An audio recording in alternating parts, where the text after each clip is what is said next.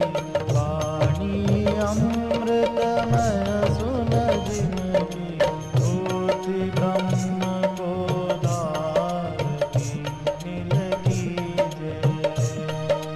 भूति ब्रह्म को। श्री राम जय जय राम। सच्चिदानंद भगवान की, सनातन धर्म की। आपको मनुष्य का शरीर मिला है, इसमें एक खूबी है कि जो चीज अनुभव में नहीं आती उसको भी अनुभव कर सकते हैं। जानवरों को जो अनुभूति होती है, जो अनुभव होते हैं, बस उतने को ही सत्य मानता है।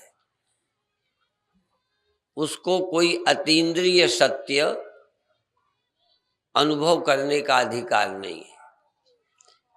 एक दिन मैंने बताया था कि छोटे से किसी फर्क के कारण, वो मैं नहीं समझ पा रहा क्या है, कि चिड़िया शीशे में चोंचे मारती है, उसको ये समझ में नहीं आ पाता कि ये मेरी छाया है और मैं इस छाया से अलग हूं, और ये केवल प्रतीत होती है। जो प्रतीत होती है वो है, चिड़िया को ऐसा लगता है, चूंकि उसको प्रत्यक्ष दिखती है। तो प्रत्यक्ष में लोग कहते हैं प्रमाण की जरूरत नहीं। तो चिड़िया को जो प्रत्यक्ष है उसको ही सत्य मानती है और चोंचे मारती है। हम भी शीशे को देखते हैं, पता नहीं क्या है विशेषता कि छोटा से छोटा बच्चा थोड़े दिनों में ये समझ जाता है। चिड़िया की जिंदगी बीत जाती है। अभी अभी एक दिन वृंदावन में बंदर को देखा, उसको शीशा दे दिया तो शीशा यूं लिया, बड़े उससे देखे, फिर यूं कर, ऐसे।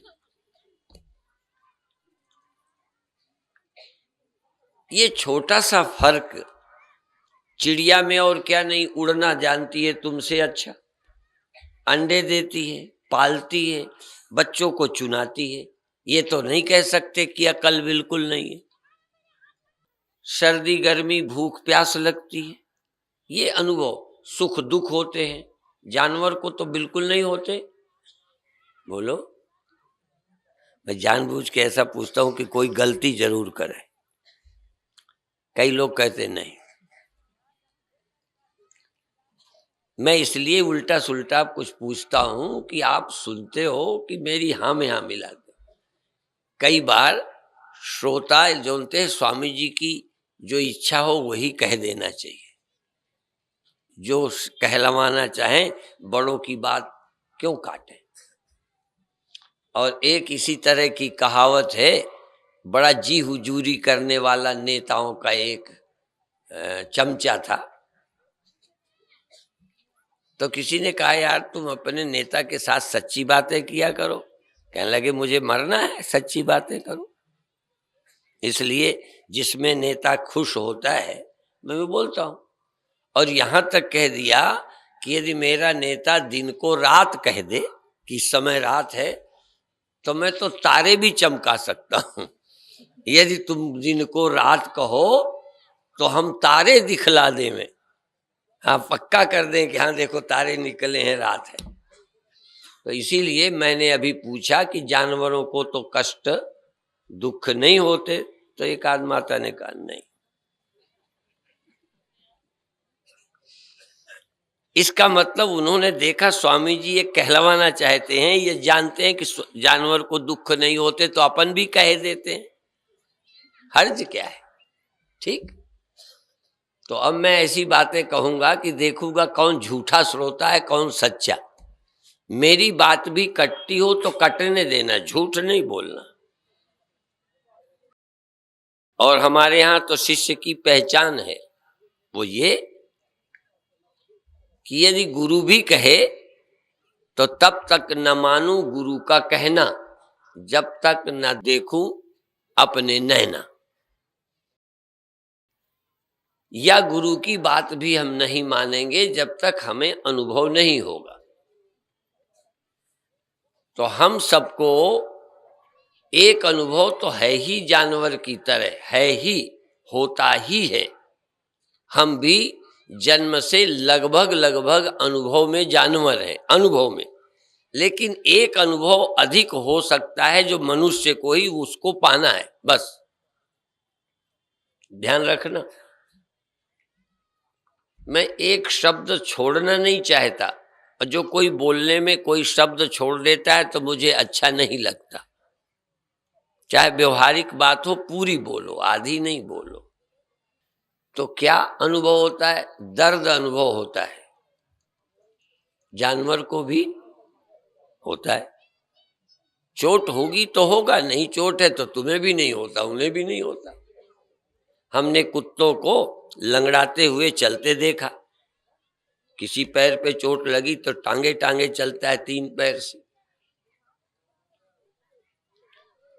जिनके पैर खराब हैं वो हाथ के बल से हमने चलते देखे।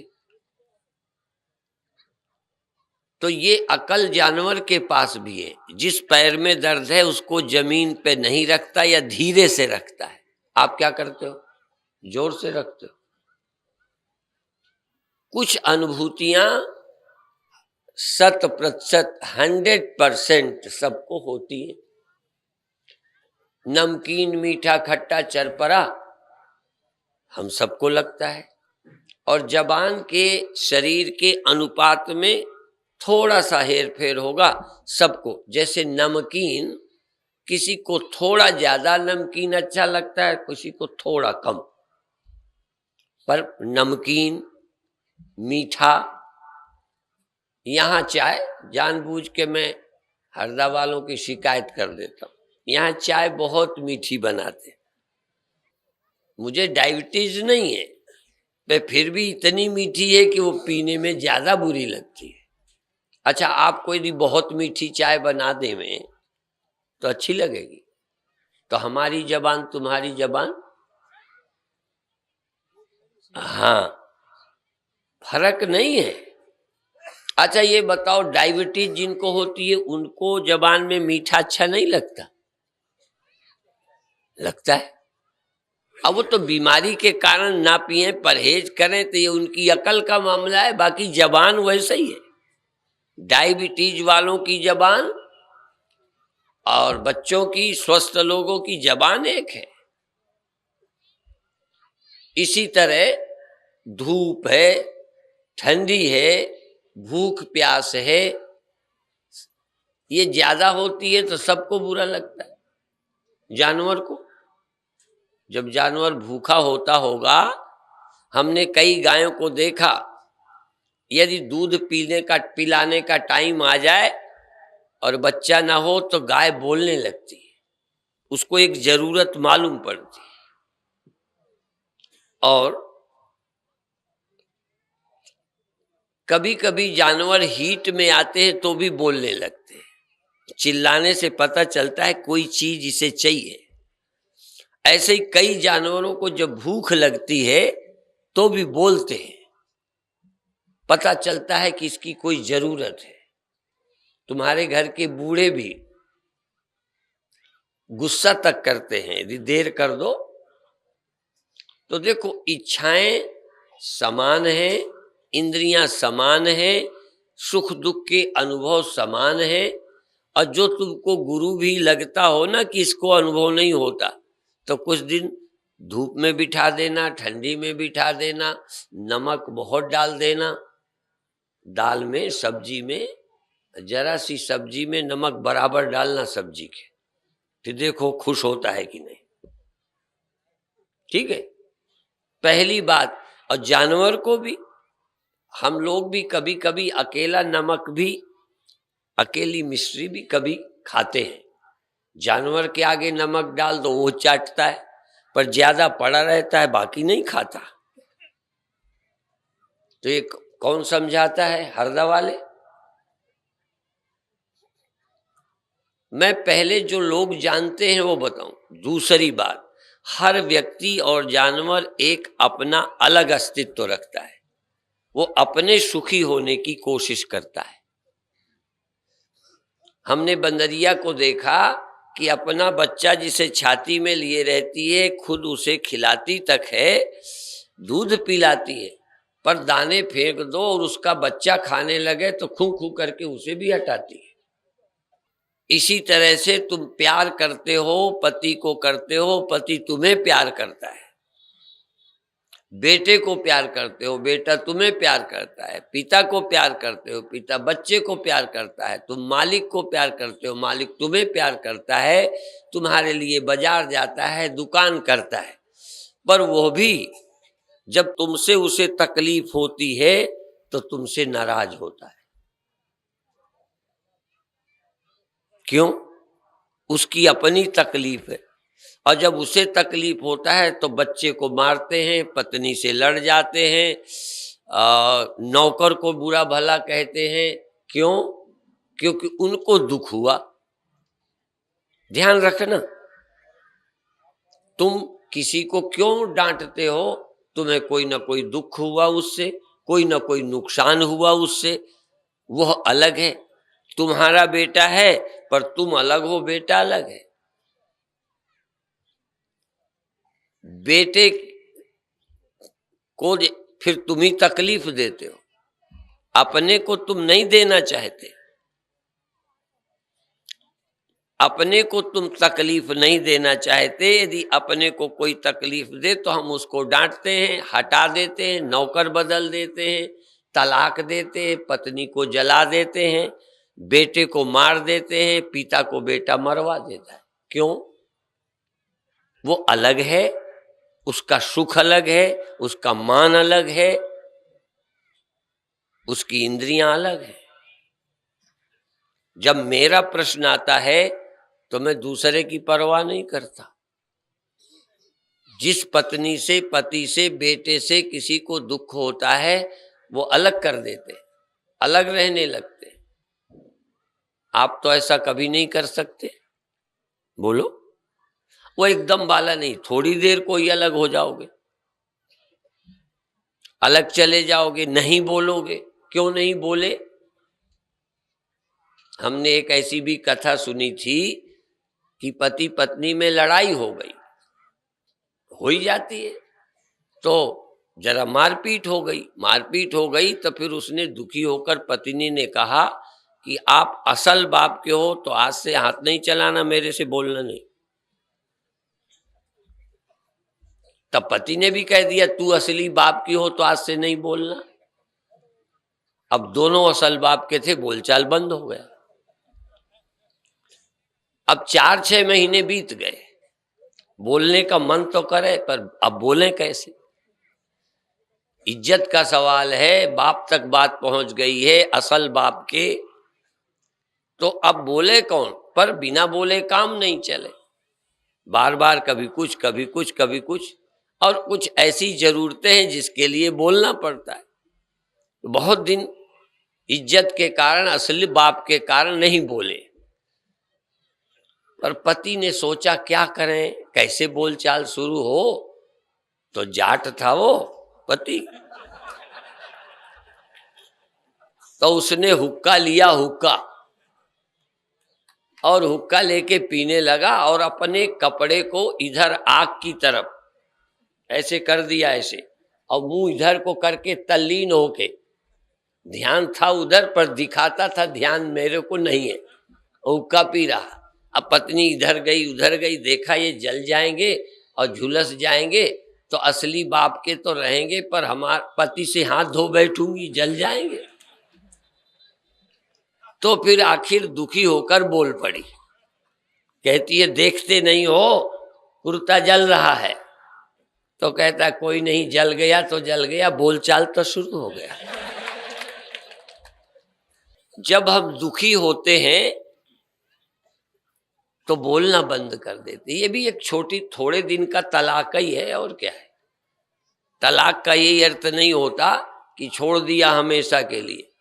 दिन दिन को छोड़ देते हैं, बोलना बंद कर देते हैं, देखना पसंद नहीं करते। मेरा दुख अलग है, तुम्हारा दुख, सबका दुख अलग अलग है। ये हमारा अनुभव है।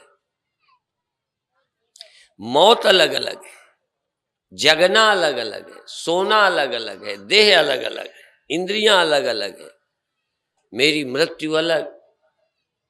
इसलिए मेरा बेटा मर गया, हम बहुत दुखी हैं, ये तो नहीं लगे मैं मर गया। लेकिन यह अनुभव कि मेरा दुख मेरा नहीं है, मेरी मौत मेरी नहीं है, मेरा जन्म मेरा नहीं है, ये अनुभव, यह देह मेरी है। सबको देह अपना प्यारा है, सबको अपना देह प्यारा है। गधे को प्यारा है, घोड़े को प्यारा है, कुत्ते को प्यारा है। ठंडी लगे तो अपने देह को बचाने के लिए और जगह चला जाता है। सबको देह परम प्रिय स्वामी, सबको अपना देह प्यारा लगता है, इसको कोई तकलीफ नहीं देना चाहता। ठीक है ना? अच्छा, कुत्ता तो देना चाहता होगा। इसलिए मैं पूछ रहा हूं कि जानवर भी अपने देह को तकलीफ नहीं देना चाहता, अपने को कोई दुखी नहीं करना चाहता। पत्नी अपने सुख के लिए पति से पटाके रखती है, पति भी सुखी रहना चाहता है। सुखी रहने के लिए अच्छी सी अच्छी पत्नी छांटता है। अच्छी का मतलब सिर्फ चमड़ी की सुंदर नहीं, चमड़ी की सुंदर तो बेवकूफ छांटते हैं, वो भी है छटनी करते हैं। थोड़ा पढ़ी लिखी ढूंढने लगे, पैसे वाली लड़की ढूंढने लगे। ये असल में असली छटनी नहीं है। असली छटनी तो ये है कि ये मुझे सुखी रखे, दुखी ना करे। आप कैसी चाहते हो? दुखी करने वाली? धनी हो पे चप्पल उठावे, पढ़ी लिखी हो लेकिन बात एको न माने। जिंदगी की गहराई पर झांकिए, पसंद किसे कहते हैं? और हम कैसा जीवन चाहते हैं? औरों को छोड़ो, अपना देह रोगी ना हो, अपना मन दुखी ना करे। आपका मन आपको दुखी करता है कि नहीं? आप अपने दुखी मन को ठीक करना चाहते हो कि नहीं? बेटा ही दुखी नहीं करते, बाप ही दुखी नहीं करता, पत्नी ही दुखी नहीं करती, पड़ोसी ही दुखी नहीं करते, नौकर चाकर ही दुखी नहीं करते। समझने की कोशिश करो, तुम्हारा मन तुम्हें दुखी करता है। तुम अपने मन को कैसे करो कि ये तुम्हें दुखी ना करे। औरों को ठीक करने की कोशिश सब करते हैं। फिर ध्यान दो, पत्नी पति को ठीक करना चाहती है। 99% पत्नियां कभी अपने को ठीक करवाने नहीं आई कि स्वामी जी हमारा दिमाग ठीक करो। कहती है कोई मंत्र पढ़ दो, वो जरा ठीक हो जाए। अब देख लो, मैं सबके सामने कर रहा हूं, तुम ही गड़बड़ हो। इनके हिसाब किताब में, इनकी जांच पड़ताल में पति ही गड़बड़ होते। ये भी आते हैं कभी कभी, पर कम आते हैं, शर्माते हैं, घर का मामला कहना नहीं चाहते। तुम तो घर की भी सब कह आती हो। ये इतनी भोली होती हैं कि घर की बातें बता आती हैं। वो बहुत ऐसे हैं, पीते हैं, देर तक आते हैं, क्या करें, हम तो फंस गए हैं, पर करें क्या। ये सब लिस्ट बताती हैं। पति भी दुखी रहते हैं, पर बेचारे मन की मन में अंदर धधक धुआं नहीं निकसे। अंदर तो जल रहे हैं, पर धुआं भी नहीं निकलने देते। दुखी है पर बता नहीं सकते, बताएं तो नाक कटती है। तुम्हें तो परवाह ही नहीं, कट जाए पर उनकी जरूर बतानी है। ये नहीं समझते कि उसके साथ मेरी भी नाक जुड़ी है। हाँ, अब अपने सुखी रहने के लिए पति को ठीक करना चाहते हो, बेटे को ठीक करना चाहते हो, अपने ठीक सुखी रहने के लिए सबको ठीक करना चाहते, पर अपने सुखी रहने के लिए हमें अपने को ठीक करना है, ये ख्याल नहीं आता। मैं आगे जानता ही नहीं, 99% रटा है, पे 99 और भी परसेंट और बढ़ाऊं तो ऐसा आदमी नहीं मिलता जो कहे कि मेरे दुख का कारण मैं हूं। साधु महात्मा भी दूसरे को लेक्चर देना आसान है, कभी नहीं सोचते कि मेरे दुख का कारण मेरा मन भी है। और संत कहते हैं 99% तुम्हारे दुख का कारण तुम्हारा ही मन है, पति नहीं, पत्नी नहीं, बेटा नहीं, बाप नहीं, कोई और नहीं। और एक कर्म का सिद्धांत गोस्वामी जी कहते, काहु न को सुख दुख कर दाता, ये दूसरा है, मन से जरा हट के, काहु न को सुख दुख कर दाता, ये चौपाई रामायण की है, इन सबको मालूम है। काहु न को सुख दुख कर दाता, निज कृत कर्म भोग सब भ्राता। अय भ्राता, अय भैया, कोई नहीं दुखी देता, हमें जंगल में किसी ने नहीं भेजा, हमारी दुर्दशा ऐसे ही नहीं हुई, हमारी पत्नी का हरण यूं नहीं हुआ, ये जो कष्ट आए हैं ऐसे ही नहीं आए। अय भ्राता, किसी को बदनाम मत करो, किसी पर इल्जाम मत लगाओ, कोई किसी को दुख नहीं देता, मेरे ही कर्मों का फल है जो मुझे दुख मिलता है। क्या ये चौपाई आपके गले उतरती है? पढ़ना, रामायण के हाथ जोड़ लेना, ग्रंथों को आदर करना, ये सब ऊपरी बातें। आदर तो तब है जब वो चौपाई आपके गले उतर गई हो, अनुभव में आ गई हो। जिस दिन तुम ये कहोगे मेरे दुख का कारण सास नहीं, मेरी भी कुछ मूर्खता है, बहू नहीं, मेरी भी नासमझी है, और मेरी समझ मेरे कर्मों से निर्मित है। जाको विधि दारुण दुख देई, ताकि मति पहले ही हर ले। प्रायः विपत्ति काले धियोपि पुंसाम मलिना भवन्ति।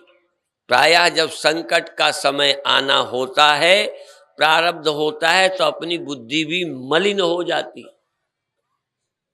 पर ये कोई मानने को तैयार नहीं। सारी मलिनता पड़ोसी की है, औरों की है, मैं तो बिल्कुल पाक साफ हूं। जब स्त्रियां लड़ती हैं तो लड़ते में देखा है, वो कहे जैसे होता है ना कि तुम तो गर्भ से आए, पेशाब में टट्टी में पड़े रहे, पेट में कहाँ पड़े थे, ऐसे ना, वो गंदगी तो रहती वहीं तो पड़े थे, जहां मलमूत्र रहता है वहीं पड़े थे। मेरे गुरुदेव कहते थे वही द्वारा पूत है, पूत वही द्वारा पूत है, वही द्वारा मूत। पेशाब भी वहीं से निकलता है जहां से अपन निकले, वही द्वारा पूत है, उसी द्वार से मूत। भजन करे तो पूत है, नहीं मूत का मूत।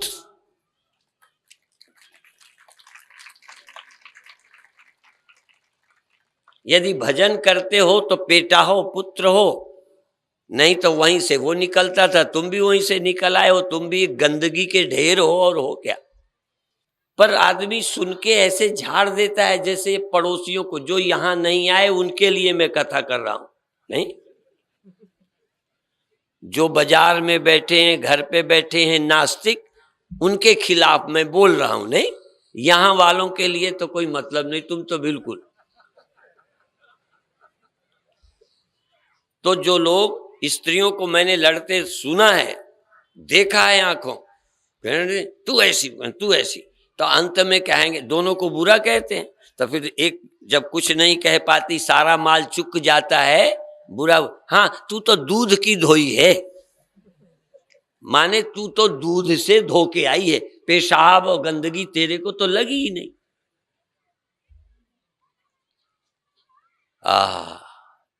हम सब एक ही तरह के जन्मे हैं, एक तरह के अनुभव हैं, लगभग जानवर की तरह, खट्टा मीठा, गर्मी सर्दी, भूख प्यास लगती है, काम क्रोध लोभ विकार, कुत्ते में है, हम में है। बड़ी स्पष्ट सुनो, काम हमारा स्वाभाविक है, इसलिए सब हम एक तरह पैदा हुए। सिर्फ एक अनुभव मनुष्य ज्यादा कर सकता है, आहार निद्रा भय मैथुनंच समानम में तत्। ग्रंथों ने पहले कहा तुम अपने को क्यों ज्यादा बड़ी बड़ी बातें करते हो। नारद को अहंकार हो गया कि मैं काम विजेता हूं, तो भगवान ने कहा अच्छा ठीक है। जब ऐसे ऐसे लोगों को तो कहते विजेता, जैसे कोई कहे मैं अंधकार, मेरे पास अंधकार नहीं आता, तेरा बल नहीं है, अंधकार नहीं आता क्योंकि तू प्रकाश के पास बैठा है। तू प्रकाश से हट जा, देख तो जो ब्रह्म के पास बैठे हैं बस वही मुक्त हैं, बाकी तेरे में कोई खूबी नहीं कि तू मुक्त हो जा। ब्रह्म की विशेषता है, परमात्मा की महिमा है, जो उसका स्मरण करता है। सुमिरो सुमिर सुमिर सुख पाओ, उसका स्मरण करो। नाम लेत भव सिंधु सुखाही, करो विचार सुजन मन माही। संसार हटा के हार जाओ, मन को ठीक नहीं कर सकते, एक ही उपाय है कि भगवान का स्मरण करो। भगवान में विकार नहीं है, जिसमें विकार नहीं है उसका नाम है ब्रह्म, उसका नाम है आत्मा, उसका नाम है प्रभु। जिसमें कोई विकार न है न हो सकता है, जिसमें विकार आते रहते हैं होते रहते हैं, उसी का नाम है मनुष्य। विकार होते हैं उसका नाम पशु भी है, पर पशु उपाय नहीं कर सकता। हम एक उपाय कर सकते हैं कि जब विकार आए परमात्मा का स्मरण कर चले। विधि बताऊंगा, विधि अभी कल का दिन है, आज बता दूंगा तो कल नहीं आओगे, इसलिए कल को कुछ बचाऊंगा। उसका स्मरण जिसमें विकार नहीं है, कल्पना नहीं, जिसमें विकार है ही नहीं, ऐसे निर्विकार को तुम मिले नहीं। गुरु को मिले थोड़े बहुत उसमें भी है, पति को मिले वो तो कहना ही क्या है, भुक्त भोगी हो तुम। हाँ, अनुभव से गुजरे बैठे हो, कितने देवता हैं, वो तो छोड़ा नहीं जाता, इज्जत का सवाल है, नहीं कितने बार छोड़ चुके होते। तुम भी अभी तक बदल लेते, पर क्या करो, भारतीय हो, इज्जत है, इसलिए सब निभा रहे हो, नरक झेल रहे हो। बहुत कम लोग हैं जो किसी से दुखी नहीं होते। कई लोग कहते हैं हम आश्रम गए वहां बड़ी शांति है, मैंने कहा साल 6 महीने रहो, पता चल जाएगा वहां की शांति का। किसी आश्रम में ज्यादा दिन रह जाओ, और तो छोड़ो गुरु के पास रह जाओ ना 2-4 बरस, तो भी तुम्हारे पति से कम नहीं है। वहां पर भी सब झंझट है। जिनको तुम पूजते हो, जिनका देश और विश्व में दबदबा है, उनकी शिकायतें उनके चेले करते हैं, कोई दुनिया में नहीं। राम की शिकायत करने वाले हैं, कृष्ण की निंदा करने वाले हैं। जो दुनिया में है सबको अच्छा लगता ही नहीं। और तो और कल परसों मैंने कहा था, चोर को चांदनी रात अच्छी नहीं लगे। और कई लड़कों को दानी पिता अच्छा नहीं लगता, लगता है जो हक में इनके मरने के बाद मुझे मिलना सब बर्बाद किए जा रहा है। तुम बेटों के मन की नहीं जानते, मैं जानता हूं। दानी पिता को बेटे पसंद नहीं करते, लगता है मेरा हक दे के मरेगा, पहले ही मर जाए इससे तो अच्छा। समझो न समझो, मन बड़ा विचित्र है, दुख का कारण मन है। मन एव मनुष्याणाम कारणम बंध मोक्षयो। तुम्हारे दुख का कारण तुम्हारा मन, और मन ही जब ठीक होगा तब तुम मुक्त होगे। और मन ठीक होगा जब भगवान का स्मरण करेगा। भगवान क्या है अभी नहीं जानते। तुम जिसका स्मरण करते हो वो असली भगवान नहीं है, वो माया का है, बन के आया। यदि मेरा तुम ध्यान करो, चरण छुओ, अच्छा है, मुझको भगवान मानो, गुरु मानो, पूज्य मानो, दर्शन करो, अच्छा है, पर ये भगवान नहीं है, क्योंकि ये तो खुद ही विकारी है। पसीना आता है, गंदगी आती है, बूढ़ा होता है, जर्जर होता है, और एक दिन बिल्कुल ही हाँ फोटो रह जाएंगे। भगवान के फोटो नहीं रहते, भगवान वो है जो खुद रहता है, कभी मरता ही नहीं। जिसके फोटो लगे हैं वो भगवान नहीं है। अभी जल्दी घबरा मत जाना कि कोई नास्तिक बाबा तो नहीं आ गए। मैं नास्तिक बाबा नहीं हूं।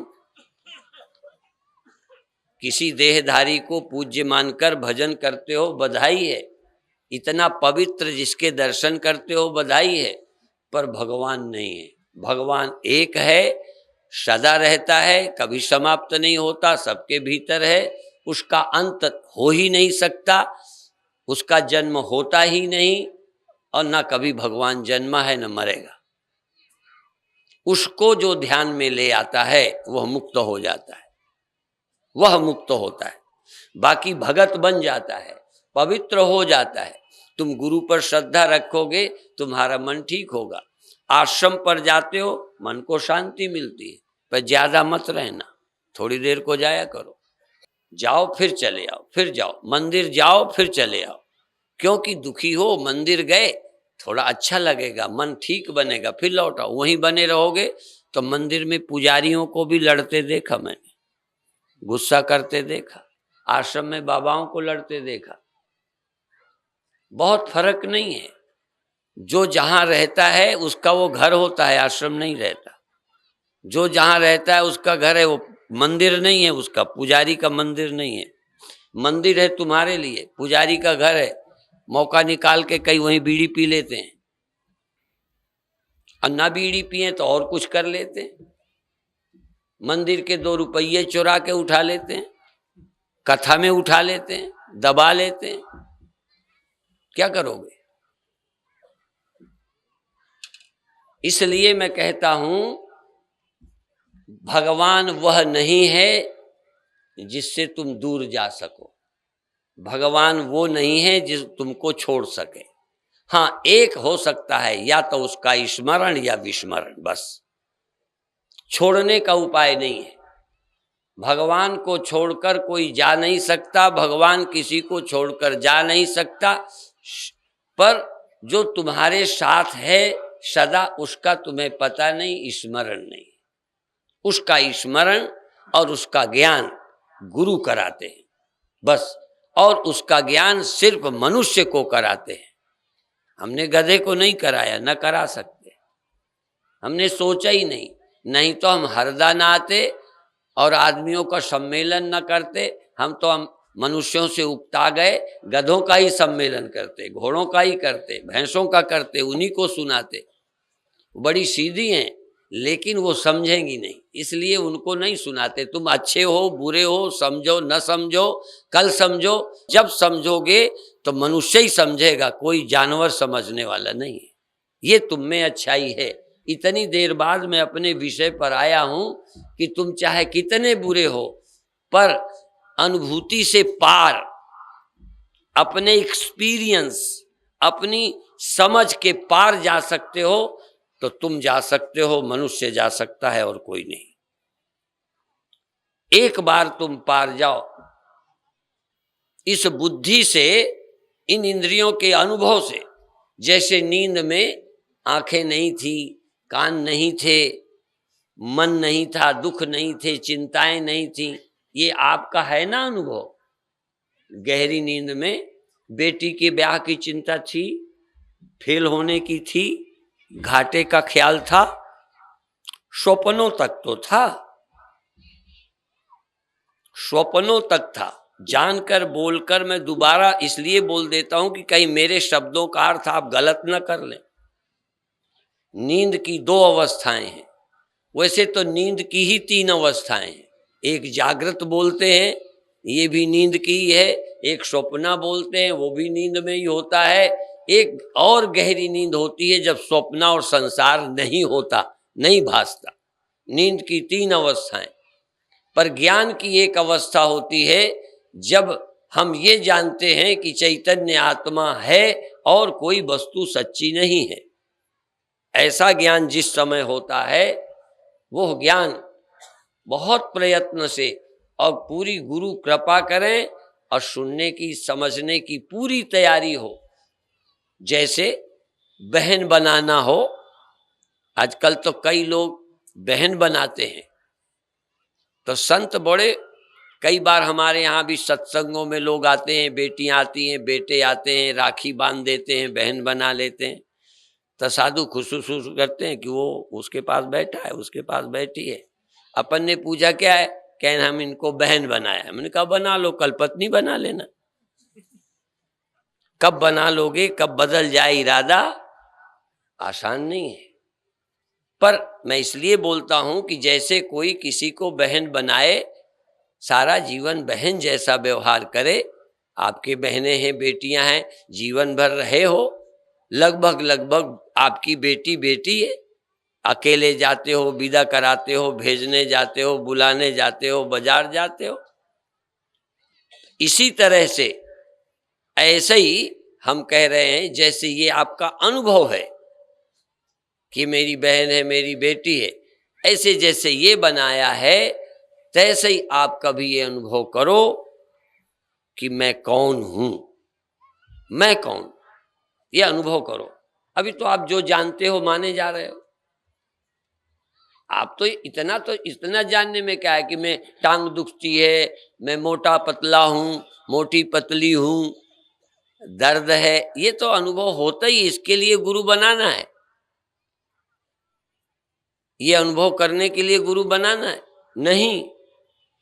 गुरु लोग बनाना ही नहीं चाहते, गुरु के लोग सुनते ही नहीं। यदि हम इतने कह दें कि गलती मान लो, अभी पत्नी से कह दें गलती मान लो, अरे कैसे मान ले जब हमारी है नहीं। झगड़ा तय होता है तो गुरु कहते कह दो, कहते हम ये तो नहीं कह सकते, माफी मांग लो, कहते कैसे मांगे। आदमी अपनी अड़ नहीं छोड़ना चाहता, हर जगह नाक आड़े आई। प्रातः मैंने कहा था, एक नकटा पंथ चला था, नकटा, एक की नाक कट गई, तो जो कोई पूछे कैसे कट गई, कैसे कट गई, क्या हो गया, तो उन्होंने कहा नाक कटने से भगवान दिखते हैं। तो एक आद बहुत भगवान को तरसता था, उसने कहा भाई मेरी भी काट दो, उसने कटाई। अब कुछ दिन के बाद वो भी प्रचारक एजेंट बन गया कि नाक कटने से भगवान दिखते। उसने औरों को लोग हरदा में नकटा नकटा नकटा बढ़ते चले गए, नक कटा बढ़ गए, यहां तक विधायक सांसदों की बारी आ गई, यहां तक मंत्री, प्रधानमंत्री, मुख्यमंत्री। तब प्रधानमंत्री के पीए ने कहा कि आप जल्दबाजी मत करो, पहले मुझे जाने दो, मैं कटा के देख लूं, तब आप एक सारे देश के मुखिया हो, मैं जाता हूं। पीए ने कटाई, अब पीए को तो दिखी नहीं, औरों ने तो जिसकी कट गई वो कहाँ दिखता है भगवान, दिखता है भगवान। जो तो वो ये कह देते थे अब तो तुम्हारी कट गई, लोग बेवकूफ कहेंगे तुम्हें, इसलिए यही कहो कि हाँ भगवान दिखता है। जिसके चेले बन जाओ उसको तो अच्छा कहे नहीं है, बस शांति तो वही कहे जाओ। ये ज्यादातर जिसका आदमी अनुयायी बन जाता है उसके पक्ष में ही बोलेगा। जिस पार्टी में तुम हो उसको अच्छा बताओगे, चाहे दुखी हो पार्टी से। ये सबका स्वभाव है, करे क्या। तो पीए ने कह दिया नहीं दिखता, तो फिर उसको जेल हो गई। फिर जितने अनुयायी थे झूठ में सबको। पर अभी कम से कम भारत में ऐसी सरकारें नहीं आई कि ऐसी कोई व्यवस्था करें। और संविधान में बड़ा एक महत्व है, संविधान ने सबकी आस्था की सुरक्षा की गारंटी दे दी है, इसलिए जेल में भी मांग कर सकता है। मानवाधिकार है कि जेल में या तो हमारी पत्नी भेजी जाए या हमें जेल से छुट्टी की जाए, बदमाशी ज्यों की त्यों करते रहो। ये क्या संविधान है, क्या मानवाधिकार है? हम जेल चले जाएं हत्या करके तो हमें भी वहां बिरयानी मिलनी चाहिए। हम चूंकि मुसलमान हैं, हिंदू को ये मिलना चाहिए। क्या है ये मानवाधिकार? मेरी दृष्टि से जिस ढंग से आज मानवाधिकार, यद्यपि मानवाधिकार बहुत कुछ है, मानव को अधिकार है कुछ, लेकिन मानवाधिकार जीने का भी तो है। तो फांसी क्यों देते हो? मानव को मरने की इजाजत है क्या? वो नहीं मरना चाहता। मैं यदि कहीं जेल में जाता और फांसी का ऑर्डर होता तो अंत में पूछा जाता है कि अंतिम कोई इच्छा है तो बताओ। तो कई लोग कहते हैं कि हमको फलां को मिला दो।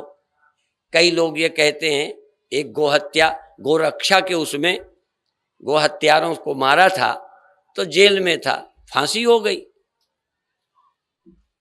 तो उससे अंत में पूछा गया तुम्हारी अंतिम इच्छा, तो कहते थे गाय का दर्शन और 1 पाव गाय का दूध पीना चाहता हूं, गाय का दर्शन चाहता हूं फांसी के पहले, ये मांग थी।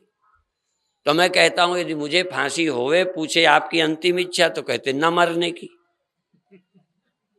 अब मेरी अंतिम इच्छा पूरी करो, नहीं मेरे बदले तुम मरो।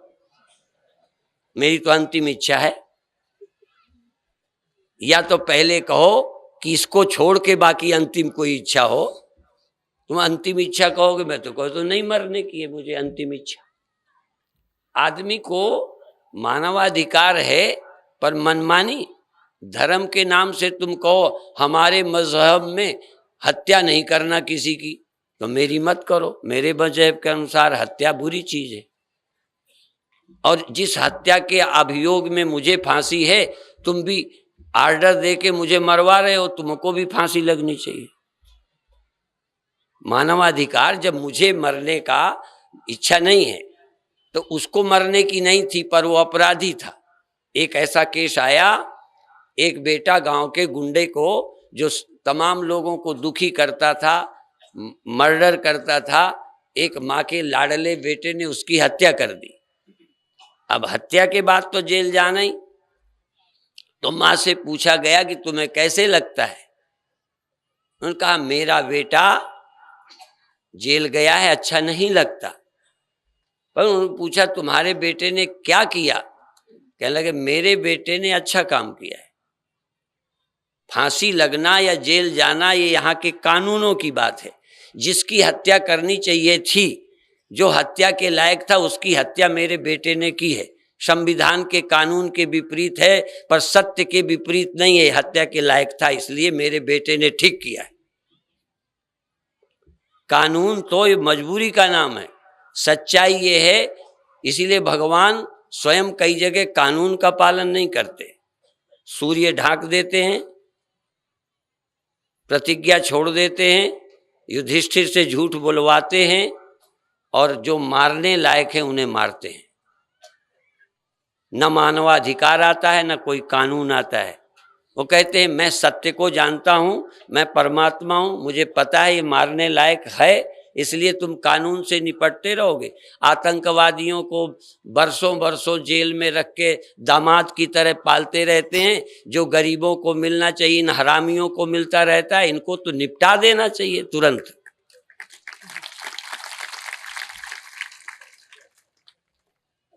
ये मानवाधिकार। सुखी नहीं रहने तो तलाक का अधिकार है। ये जो तलाक का कानून बना भारत में, ये भी दया से बना। जवाहरलाल नेहरू को बड़ी दया आई कि बेचारी स्त्रियां दुखी रहती हैं और इनको छोड़ने का अधिकार नहीं है, तो सुखी रहने के लिए छोड़ने का अधिकार है, मिलना चाहिए। ये भी मानवाधिकार है। हम नहीं रहना चाहते तो ना रहें। तो तलाक का अधिकार आ गया। ये आया था दया से आया, स्त्रियों को दुखी देख के आया। लेकिन जब से आया तलाक से सब सुखी हो गए ना। मरीजे इश्क पर खुदा ने रहम की, मर्ज बढ़ता ही गया ज्यों ज्यों दवा की। जितना इंसान का इलाज किया गया उतना रोग बढ़ गए। आज हर माता पिता तलाक से दुखी बैठे, मेरी बेटी को बुलाते नहीं, तलाक हो गया है, तलाक होने वाला है, आप आशीर्वाद दो। मैंने कहा जवाहरलाल नेहरू से कहो आशीर्वाद दे, उन्होंने कानून बनाया है, उन्होंने तो तुम पे रहम किया था ना, रहम ही तो किया, अब रहम महंगा पड़ रहा है। ऐसे ही डॉक्टरों ने जांच पड़ताल की कि लड़कियां अधिक ना हो, में जांच पड़ताल पता लगाओ, पता लग गया। अब पता लगने लगा, अब घटी जा रही हैं, अब थोड़े दिनों के बाद लड़कियां ऊपर से बुलानी पड़ेंगी, क्योंकि पता लगा लगा के नष्ट की जा रही हैं। एक आप इलाज करते हो, संविधान में एक संशोधन करते हो, नई बीमारी पैदा हो जाती। इसलिए ज्यादा परवाह नहीं करनी चाहिए। जो भारत में ऋषियों ने संविधान बनाया उसके अनुसार जीना सीखो।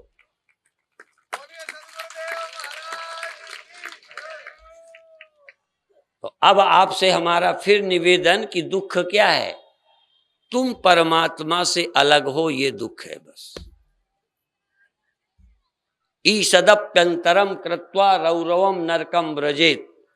ईषदपि, जो संस्कृत जानते होंगे एकाध वो समझ जाएंगे। ईषदपि, थोड़ा भी। ईषदप्यंतरम कृत्वा, परमात्मा में और अपने में इतना भी फर्क यदि तुम समझते हो तो नरक जाओगे। ईषदप्यंतरम कृत्वा। अब यहां कथा में कोई ये विषय लेता है क्या? और क्या तुम ये समझना चाहते परमात्मा में और तुम में, तुम अब तुम ही नहीं जानते हम क्या है। तुम में और परमात्मा में इतना भी फर्क नहीं है। तुझ में और ब्रह्म में नहीं रंचक भर बीच। परमात्मा में तुम में जरा भी फर्क नहीं, बीच नहीं, दूरी नहीं। जैसे ढेले में और मिट्टी में, लहर में और जल में कितनी भिन्नता है, कितनी दूरी है, कितना फर्क है, कितनी अलग है लहर और जल। तुम में, जीव में और ब्रह्म में, जीवो ब्रह्मैव न पर, जीव में और ब्रह्म में इतना भी फर्क नहीं। लगता है, मैं नहीं कहता लगता नहीं, इलाज तो उसी का है। जो लगता है ये सच नहीं है। जो तुम्हें लगता है सच नहीं। तुम मर जाओगे, पैदा हुए हो, लगता है। मैं दुखी हूं, लगता है। मैं सुखी हो जाऊं, चाहते हो। हमें सब पता है जो तुम समझते हो, जो चाहते हो। पर जो तुम समझते हो, चाहते हो, यही भ्रम है। इस भ्रम को दूर करो। इसलिए वेदांत कहता है जीव जीव का भेद, जीव ईश्वर का भेद, जीव और जड़ जड़ का भेद, ये भ्रम है। 5 भेद और 5 भ्रांतियां। कभी ग्रंथ ही नहीं देखे तो शब्द ही नहीं सुने होंगे। 5 भेद क्या होते हैं, 5 भ्रांतियां क्या होती हैं। कर्ता भोक्ता पने की भ्रांति, तुम करने वाले हो, यही भ्रम है। एक तरफ वही ग्रंथ कहते हैं तुम कर्ता हो, तुम्हें कर्म का फल भोगना पड़ेगा।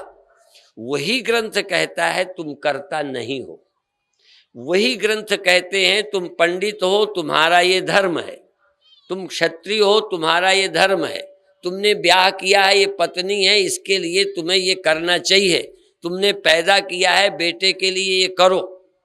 तुम ये करो, नहीं पाप लगेगा, पहला। और अंत में क्या कहते हैं, तुम मनुष्य ही नहीं हो, तुम जन्मे ही नहीं हो, तुम्हारा कोई पिता ही नहीं है, तुम्हारा कोई पिता नहीं, तुम जन्मे नहीं हो। ये 2 बातें हैं। इसलिए भारत के हिंदू धर्म ग्रंथों को समझने के लिए कोई गुरु हो, नहीं समझ नहीं सकते। हिंदू धर्म में बड़ी विरोधी बातें लिखी हैं। उपनिषद में एक वाक्य आता है, तदेजति तन्नेजति, तद एजति, वह चलता है, वह नहीं चलता है। तद एजति, वो चलता है, हिलता है, कुछ करता है, और वो बिल्कुल हिलता नहीं, स्थाणु है, ठूंठ की तरह, बिल्कुल जरा भी कुछ नहीं होता। ऐसा तो अभी जो तुम जान रहे हो, तुम बिगड़ता हुआ, जन्मता हुआ, क्रोधी, कामी, लोभी, दुखी जानते हो, अनुभव करते हो। ऐसा कोई आदमी, पर ये अनुभव कि मुझ में दुख का लेश नहीं है, ये भी जान। तुम में दुख का स्पर्श नहीं है, जानते हो। आत्मा अलेप है, असंगो नहीं सज्जते। आत्मा में कोई चीज स्पर्श नहीं करती, और हमें लगता है हमें जाने क्या क्या, दुख हमें, क्रोध हमें, काम हमें, लोभ हमें। ये विषय बड़ा जटिल है, पर मैं तुम्हारी पीठ ठोकता हूं, तुम्हारे सिर पर हाथ रखकर आशीर्वाद देता हूं, वाणी से भी तुमको धन्यवाद देता हूं, इसलिए कि इस कठिन से कठिन बात को, इस रहस्य को, यह रहस्य है। ये सृष्टि ऐसे नहीं है, ये रहस्य है। यह रहस्य रघुनाथ कर, वेगी न जाने कोय, जाने तो रघुपति कृपा, सपने मोह न होए। फिर स्वप्न में भी अज्ञान भ्रम नहीं होता, एक बार ये भ्रांति निकालनी पड़ेगी। मेरे गुरुदेव की एक पुस्तक का नाम था भ्रांति निवारण, केवल पुस्तक, भ्रांति निवारण। असल में गुरु और सभा का काम है भ्रांति निकालना, और आधे झगड़े आपके भ्रांतियों से। पति पत्नी ने तलाक के लिए शादी नहीं की होती, दुखी करने के लिए नहीं की होती, फिर भी दुखी होते। सासें अपने बेटे की शादी इसलिए नहीं की थी कि बहू नरक में जाए या मुझे नरक में रखे, पर बहुओं से मैंने सुना है कि तुम मुझे तो देखना ही नहीं चाहती हो। जब बेटे को देखना चाहती है तो बहू को भी देखना चाहती है, पर है कोई न कोई समझ का मामला, और हम समझ को क्लियर नहीं करना चाह रहे। हम अपनी समझ को मानकर, सच्ची मानकर, अपनी समझ को प्रमाण मानकर, अपने अनुभव को प्रमाण मानकर सारे फैसले कर रहे हैं। हम अपनी समझ में जरा भी चूकते हैं, मानने को तैयार नहीं है। और आजकल कोई बोलता है तो तुरंत मैं अपने साधुओं को कहता हूं कि ये तुमने आधा बोला है, ये ऐसा क्यों बोला, ऐसे बोलो, ऐसे कहो, पूरे शब्दों का सही प्रयोग करो। अभी अभी सूचना कर दी स्वामी सत्य प्रकाश जी ने कि 8:30 बजे यहीं पर दीक्षा होगी। मैं तो यहां आऊंगा ही नहीं, 8:30 बजे तो मैं चला जाऊंगा यहां से। अब वो टाइम बताता ही नहीं जिस टाइम मुझे यहां फिर आना है, क्योंकि अब टाइम दे दिया तो दीक्षा तो दूंगा, पर दीक्षा तुम लोगे नहीं ये मुझे पता है। तुम दीक्षा वीक्षा भी नहीं लोगे, दीक्षा चाहिए नहीं। और मेरी दीक्षा लेने के लिए 2 मिनट का मामला नहीं है। भागवत, श्रीमद् भगवत गीता कृष्ण भगवान ने सुनाई, जब तक अर्जुन की नासमझी नहीं गई वो सुनाते रहे, अर्जुन सुनता रहा। पक्का चेला अर्जुन और पक्के गुरु कृष्ण। मेरे अच्छे और सच्चे चेले वो होंगे कि जब तक समझ न जाए वो मेरा पीछा न छोड़ें। समझ में आए? तुम मंत्र लेकर चले जाओगे, कुछ पर साल ले गए, कुछ इस साल लेंगे। मैं सब चेलों को जानता हूं जितने मंत्र लेते हैं। अब मैं अपनों को नहीं, दूसरों के चेलों को भी जानता हूं, क्योंकि मुझे गणित आता है, चेले बनने के कारण समझता हूं। ऐसे ऐसे हमें चेले मिले। इसी उज्जैन में एक बार हम थे, कुछ माताएं आई कि हमको मंत्र लेना है। तब नए नए हम भी थे, जल्दी दे देते थे। उनका मंत्र लेना है। हमने कहा क्यों?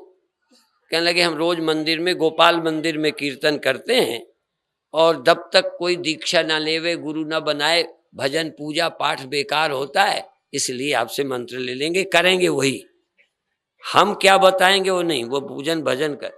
एक 6 महीने से मुझे ढूंढता रहा दीक्षा लेने के लिए, फिर पत्र लिखा, फिर ढूंढ के मिला। कहने लगे मुझे दीक्षा लेनी है। मैंने कहा क्यों? या लड़की की शादी करनी है, अदीक्षित का कन्यादान का फल नहीं मिलेगा, इसलिए दीक्षा लेनी है। माने मेरे ज्ञान से कोई उन्हें लेना देना नहीं है। ऐसे एक उज्जैन में ही सेठानी आई, कहने लगे ये हमारा नौकर है, इसको दीक्षा दे दो। मैंने कहा, मैंने बेटे से पूछा, मैंने कहा क्यों दीक्षा लेना? क्या नहीं, मुझे तो नहीं लेना, सेठानी दिलाना चाहती है। मैंने कहा क्यों दिलाना चाहती हैं?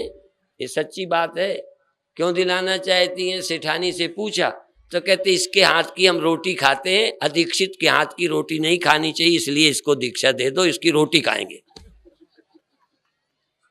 हाँ, ये है दीक्षा का, दीक्षा इसका नाम है। इसीलिए कहा दीक्षा तो गुरुआ तो घर घर फिरे, दीक्षा हमारी ले, तुम डूबो चाहे उबरो, हमें रुपया दो। नारियल ले आना, रुपया ले आना, दीक्षा ले जाना, तुम्हारा काम बना, मेरा भी काम बना। यही है। क्या चाहते हो दीक्षा में? समझना चाहते हो तुम कौन हो?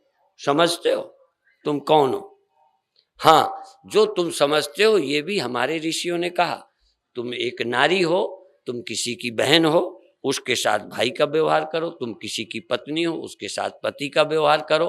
तुम किसी की बेटी हो, उसको पिता मानो। ये है, पर इतना ही सब कुछ नहीं है। तुम पैदा हुई हो, इस देश की हो, बहुत अच्छा है, लेकिन हम ये भी समझाना चाहेंगे कि तुम पैदा ही नहीं हुए, तुम हो कौन? एक मंदालसा अपने बच्चे को शुरू में समझाती है, खिलाते हुए समझाती है। बेटे को कहती है कि तेरा नाम नहीं है, तेरा तो जन्म नहीं हुआ, तू ये नहीं है, ये समझाती है। तो भारत की इतनी धर्म के नाते आप किसी की पत्नी हो, किसी की बहन हो, किसी की बेटी हो, और उसका भी अक्षरशः पालन करो, ये धार्मिक शिक्षा है। इसीलिए आजकल अखबारों में एक पेज आता है धर्म और अध्यात्म लिखा होता है। इसका मतलब अखबार वालों की नजर में भी धर्म और चीज है, अध्यात्म और चीज है। धर्म और अध्यात्म, तो धर्म का पालन, और फिर रामायण में धर्म ते विरति, योग ते ज्ञाना, ज्ञान मोक्ष प्रद वेद बखाना। ज्ञान और है, धर्म और है। धर्म पर तर्क नहीं करो, ज्ञान में बिना तर्क के कुछ मानो नहीं। ज्ञान पाने में तर्क करने की छूट है, बार बार पूछो। और धर्म में चुपचाप मान लो कि तुम्हारा ब्याह हुआ, ये पति है। तर्क मत करो कि 7 चक्कर लगाने से क्या होता है, पंडित ने मंत्र बोल दिया तो क्या होता है, हमारी जाति ये क्यों है, ये तर्क मत करो। इसलिए मुसलमान कुरान में तर्क नहीं करना चाहता।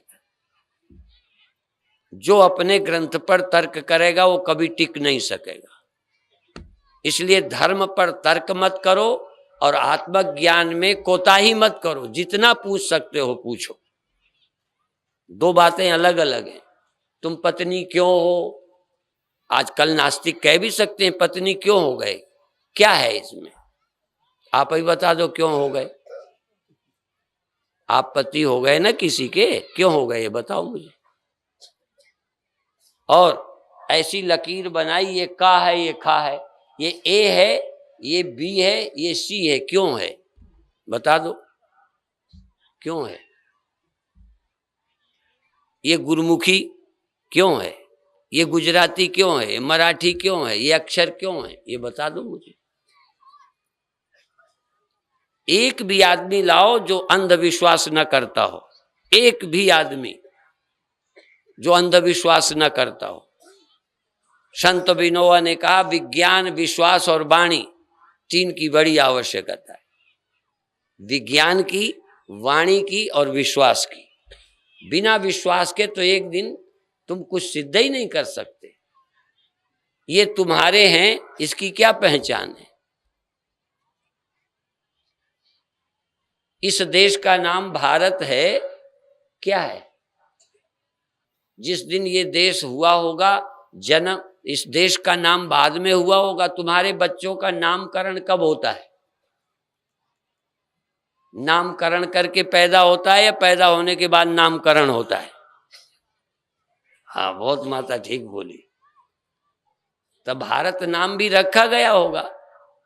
आपकी जाति बनाई गई, आप सब अजाति पैदा हुए, किसी जाति के नहीं थे जब पैदा हुए, जातियां बनाई गई, पर अब बन जाने के बाद जो पैदा हो गया उसी जाति का हो गया, सब व्यवस्था वैसी बन गई, वही ठीक है वहां, यहां ये ठीक है।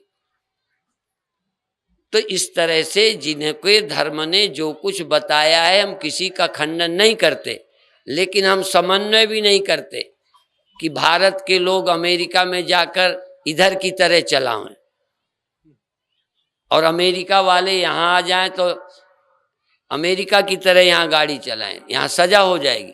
असल में बंधन होना चाहिए, जो दूसरे के धर्म को मानेगा उसे जेल डाल देना चाहिए। किसी के धर्म परिवर्तन की इजाजत नहीं होनी चाहिए, यदि है तो हमें अमेरिका में भारत की तरह चलाने की छूट मिलना चाहिए। जिस देश का जो कानून है, जिस समाज का है, जिस जाति का है, उसको उसी नियम में जीना चाहिए। स्वधर्मे निधनम श्रेया पर धर्मो पयावा। अपने धर्म अपने संस्कार। हमारे यहाँ भाई बहन के रिश्ते थे, इन रिश्तों को जो खराब करता है वो हमारे देश को बर्बाद करना चाहता है। हम अपने देश के धर्म का पालन करें। इस देश में, इस जाति में, इस समाज में हम जन्मे हैं। हम वो नहीं है जिनकी तुम नकल करते हो। ये जो कहते हो अमेरिकन ऐसे रहते हैं, रसियन ऐसे रहते हैं, फलाने ऐसे रहते हैं, बेलरी से पूछो कह तुम्हारा पिता कौन है, तुम्हारी माँ कौन, कहते मुझे पता ही नहीं है, नहीं पता है। समझ में आई बात? तुम यही चाहते हो क्या? तो फिर भारतीय हो, भारत की तरह रहो, उनकी अच्छाई अपनी जगह है। तो मैं नहीं कहता कोई वो बुरे हैं, मैं नहीं कहता कि तुम, लेकिन तुम अपनी तरह रहो, यही अच्छाई है। उनकी तरह तुम मत रहो। और हम किसी को हिंदू नहीं बनाते, हम विदेश जाते हैं उनको हिंदू नहीं बनाते। तुम जैसे हो, जिस संस्कार में, उस तरह रहो। सिर्फ बुराइयां हैं, ज्यादा नशा न करो, वहां पर भी बुराई है, नशे में जिंदगियां खराब होती हैं। लेकिन मुक्ति का रास्ता एक ही है, मुक्ति का सारे संसार का एक रास्ता है। मृत्यु ना हो तुम्हारी, इसके लिए क्या करोगे? बात समझे? आखिर में मृत्यु तुम्हारी ना हो, इसके लिए क्या करोगे? तुम्हारी मृत्यु ना हो, इसका एक ही अर्थ होगा कि तुम आदमी ना हो। बस आदमी हो तो मरोगे। तुम दुखी नहीं हो, इसका मतलब एक ही है कि तुम मन नहीं हो। और इसके अलावा कुछ हो तो उसे खोजो, क्या हो फिर? यदि तन नहीं हो तो क्या हो? मन नहीं हो तो हो क्या? यदि ढेला या घड़ा नष्ट होता है, वो नहीं, तो हम मिट्टी को बचाने का एक रास्ता कि तुम क्या हो ये बताओ, तुम घड़ा हो या मिट्टी? यदि मिट्टी हो तो तुम नहीं मर सकते। और ये बात झूठ नहीं है, ये घड़ा है, ये भी एक अर्थ में सच है। ये घड़ा है, एक अर्थ में सच है। दूसरे अर्थ में सच है कि ये घड़ा ही नहीं है, मिट्टी है। इसीलिए तीन सच हैं। मैं विदेश गया, हमारे तो पहले ही मानते थे व्यवहारिक सत्ता, प्रातिभाषिक सत्ता, पारमार्थिक सत्ता। पर विदेश गए तो वहां भी कहते हैं सुप्रीम ट्रूथ। इसका मतलब ट्रूथ भी कई है, स्वप्न भी ट्रूथ है, स्वप्न भी हुआ, ये नहीं कह सकते नहीं हुआ। क्या हुआ, कैसा हुआ, कैसे भागे, स्वप्न हुआ है। ये जागृत में भी जवान बूढ़े दुख सुख हुए हैं, लेकिन ये सब पारमार्थिक नहीं है, व्यवहारिक है, माया मात्र है। माया मात्र विदम द्वैतम अद्वैतम परमार्थता। अब तुम्हें परमार्थ का पता नहीं है, व्यवहार का है, स्वप्नों का है, मन इंद्रियों के धर्मों का है, आत्मा के धर्म का पता नहीं है, आत्मा के स्वभाव का पता नहीं है। मन के स्वभाव का है, तन के स्वभाव का है। तन का स्वभाव है कि ये बच्चा हुआ फिर क्या होगा? बोलो, बढ़ता है कि नहीं आपका बच्चा? उतना ही रहता है, बड़ा होता है। किनके बच्चे बड़े नहीं होते? होते? हाँ, तो बच्चा जन्मा, बढ़ेगा, सयाना होगा, जवान होगा, फिर क्या शुरुआत हो जाएगी? तुम्हारी क्या हो रही है हालत? यहाँ वही आए हो जिनकी तीसरी चल रही है, बुढ़ापा। अब ढाल पर चल रहे हो, है ना? अब होगा। और आखिर का क्या है? क्रियाकांड तो होगी। अब इसको तुम लाख करते रहो। अब तुम कहो हम तो चाहते हैं ना मरे, तुम चाहते हो, तुम्हारे चाहने से क्या होगा? एक हमारे गुरु भाई थे, वेदांत तो बहुत पढ़ते रहे और उनसे हमने भी पढ़ा, पर हमें जमा नहीं। पढ़े लिखों का ज्यादा मुझे नहीं जमा कभी। वो बूढ़े थे, उज्जैन की बात है। मैंने कहा यदि तुम्हारा शरीर छूट जाए, मेरे से बहुत प्यार करते थे, और मैंने कहा यदि आपका शरीर छूट जाए तो क्या करें? कहते थे अभी हमारा संकल्प नहीं है, अभी हम शरीर नहीं छोड़ेंगे। मैंने कहा अच्छी बात है, पर मेरे तर्क उठे कि इनको संकल्प नहीं है, इच्छा नहीं हुई, इनको डायबिटीज है। अब डायबिटीज का संकल्प किया है क्या? डायबिटीज तुमसे पूछ के हुई है क्या? तो संकल्प के बिना डायबिटीज हो गई। बुढ़ापा भी चाहते नहीं थे, बूढ़े हो गए। तो हमने कहा ये बुढ़ापा भी इनका बिना पूछे आ गया, अब मरना इनसे पूछ के आएगा। आदमी ग्रंथ पढ़ के कोई बुद्धिमान नहीं हो जाता, ये ध्यान रखना। यस्य नास्ति स्वयं प्रज्ञा शास्त्रस्य करोति किम। जिसके अपनी प्रज्ञा नहीं है वो शास्त्र क्या करेंगे? नेत्राभ्याम विहीनस्य दर्पणा किम करिष्यति। यदि नेत्र नहीं है तो शीशा से क्या देख लोगे? लगाओ शीशा। तो मूर्ख आदमी शास्त्र पढ़े तो क्या हो जाएगा? कई वेदांत पढ़ चुके, फल हो चुके, संशय वैसे ही, मूर्खता वैसे ही, ना समझी, ये मन क्यों, फिर ये बुढ़ापा क्यों आता है, टांग क्यों दुखती है, वहीं अल्झे पड़े। यदि आप जीवन को धन्य बनाना चाहते हो तो मैं एक ही बात आपसे कहता हूं कि आप गुरुओं से बैठकर सुनो, स्वाध्याय करो, चिंतन करो। और आज तो केवल विषय और भूमिका बनाई है कि हर व्यक्ति के निजी अनुभव लगभग एक जैसे, लगभग।